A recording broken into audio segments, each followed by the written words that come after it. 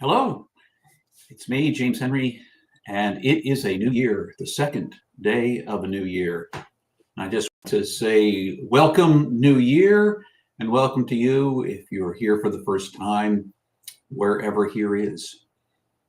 I like to begin my time of sharing a thought by reminding you of something very important, which is that you are infinitely precious. You are unconditionally loved for the gift you already are.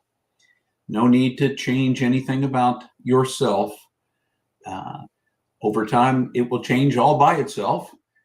You will be transformed if you give into that process. But the truth is, right where you are right now, you're loved and precious, a gift. As we begin this new year, I want to invite you to do something I find very helpful in my own life.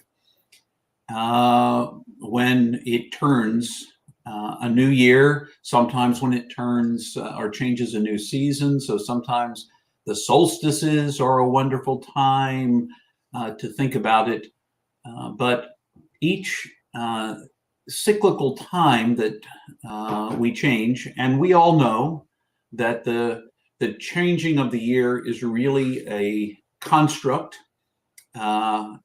We created a calendar to measure all of our nows and to be able to schedule the future as if we could, or remember the past. That is why we have calendars, and we artificially chose this as the beginning of the year. It could have been any other time of the year, but this is when the calendar begins.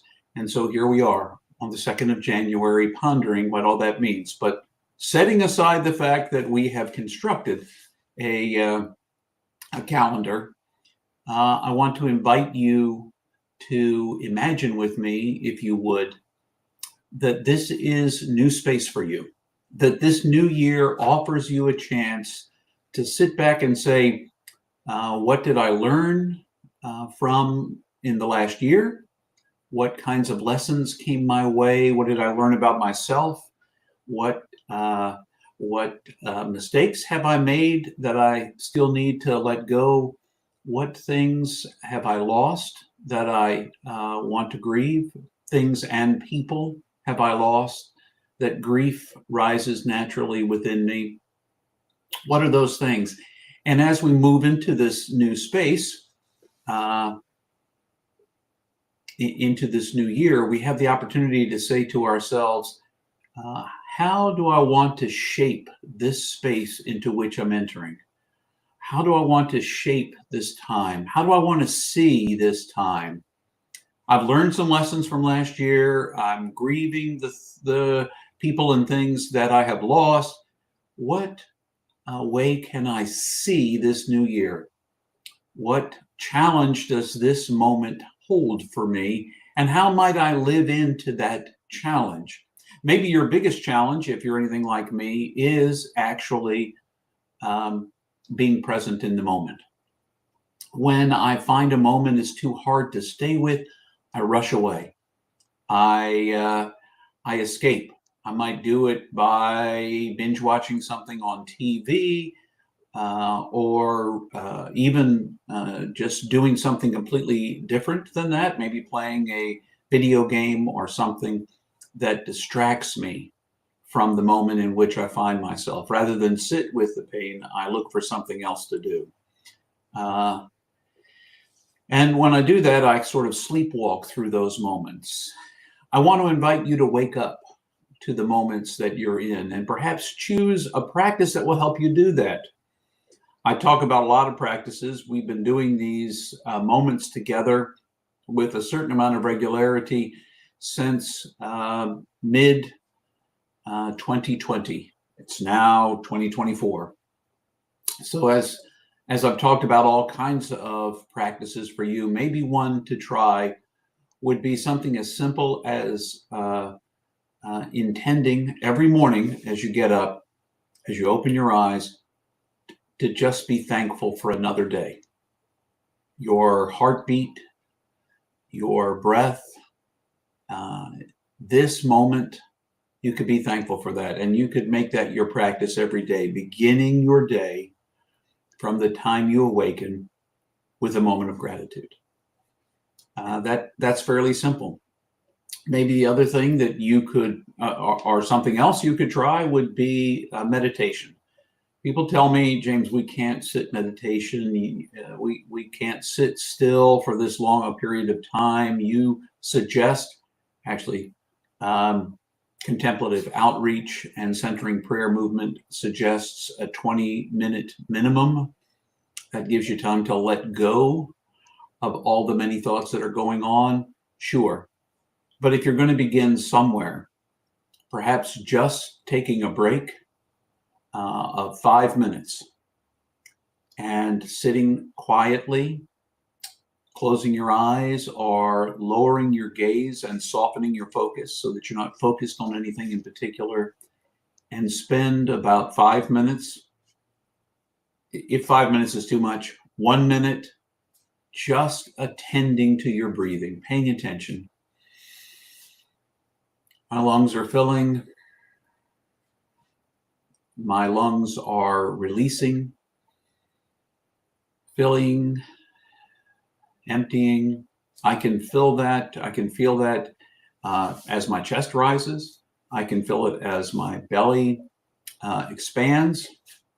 Perhaps if I'm breathing through my nose, I can feel the coolness of the air as it goes in through my nostrils. Whatever way you choose to attend, and just attend your breathing for that minute, 5 minutes or longer. Do that on a regular basis. Maybe between events in your day, before you leave the house in the morning, when you get to work and you first sit down at your desk or your cubicle or whatever your work may be, maybe as you change clothes in the locker room, whatever it is you do to begin your day, maybe you just sit for a moment and collect yourself, sort of reframe the way you see this day, the gift that it is, because you see it through your eyes. But so often when we see our day, we see it as we are, not as the day itself is. So we enter a moment and I'm in a bad mood and everything seems negative to me. A remark that's innocuous seems like someone is attacking or at least disrespecting me. And they weren't. It's innocuous. They just said something, but because I have brought to this moment my perception through my negative eyes, that's what I'm seeing. I see the negativity. Now, obviously, we can also spin things super positively and miss what the moment holds just as well. Everything is great. Everything is perfect. This moment is just exceptional no matter what. That may or may not be true. This moment is a gift you receive and learn from as it comes to you, moment by moment. Instead of perceiving it through whatever lens, something like a meditation practice allows you to let go. Another practice might be reading, sacred reading, Lectio Divina in Latin. You might read a passage of scripture, a short passage, or you might read a short passage of an inspirational book or of a poem, and just let it sink in. Just let it sink in. What is it saying to you?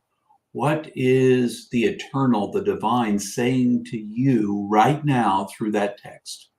Not through all your years of scholarly training, if you have that, or not through all your years of Bible study or Sunday school, or if it's your first time reading it. If you're coming to it as a first time read, what is it really saying to me about me? What is it teaching me in this moment? What do I think the divine is trying to communicate to me in this moment? That might be a simple practice to take up in the year, at least to try it. Now, as with all practices, if you choose to take one up in helping you reframe this year, please don't let it be one more thing you use as a tool to beat yourself up. If you have set this plan in motion to do a 5-minute meditation every morning when you get up, and every morning becomes every other morning, or you miss 2 or 3 mornings in a row, don't use that as an opportunity to feel badly about yourself, to negatively judge yourself. You missed it. We miss things all the time. Take it back up if you find it useful. And if you don't find a practice useful after you've tried it for a period of time, let it go. Let it go. And that's okay too. Uh, I'm not suggesting you take something up so that you can feel bad when you don't do it.